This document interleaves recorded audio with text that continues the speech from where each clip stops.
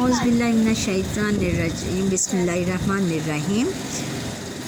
آج ہم جو مثالی معلم کے سوالوں کے جواب دیتے ہیں۔ خانہ کعبہ کی دیواریں اٹھاتے ہوئے سیدنا حضرت ابراہیم علیہ السلام نے کیا دعا کی تھی؟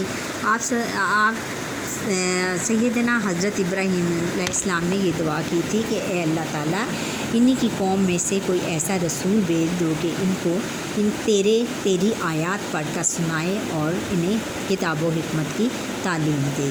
حضور نبی کریم صلی اللہ علیہ وسلم کی گفتگو کی خاص بات کیا تھی؟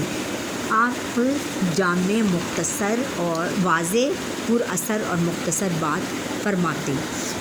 پانچوں نمازوں کی اہمیت بتانے کے لیے آپ صلی اللہ علیہ وسلم نے کون سی مثال دی؟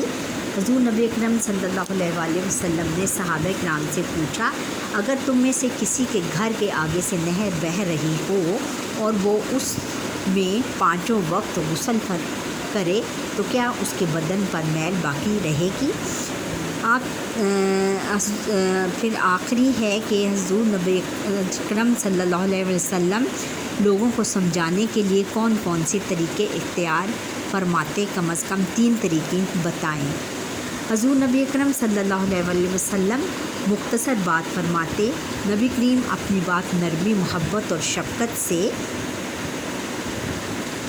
شفقت سے سمجھاتے۔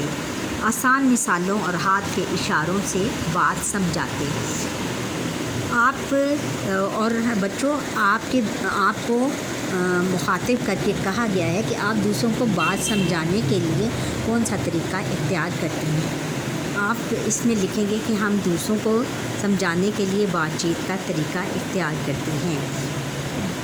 گروہوں میں حضور نبی کریم صلی اللہ علیہ وسلم زندگی کی کامیابی کے واقعہ میں الفاظ میں بیان کریں۔ مثال کے مطابق لفظوں کا کھیل اور نیا لفظ بنائیں۔ جیسے بتاؤ کے اوپر سے ایک لفظ ہٹائیں تو کیا بنے گا؟ بناؤ۔ شیر کے اوپر سے 3 نقطے ہٹائیں تو بنے گا سیر۔ پل کے نیچے سے 2 نقطے ہٹائیں تو بنے گا حل۔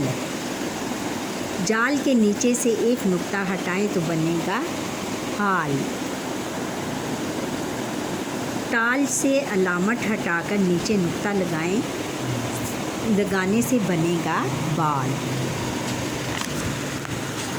اب آگے ایک پیراگراف ہے، اس کو ہم پڑھیں گے اور پھر اس کے مطابق سوالوں کے جواب دیں گے۔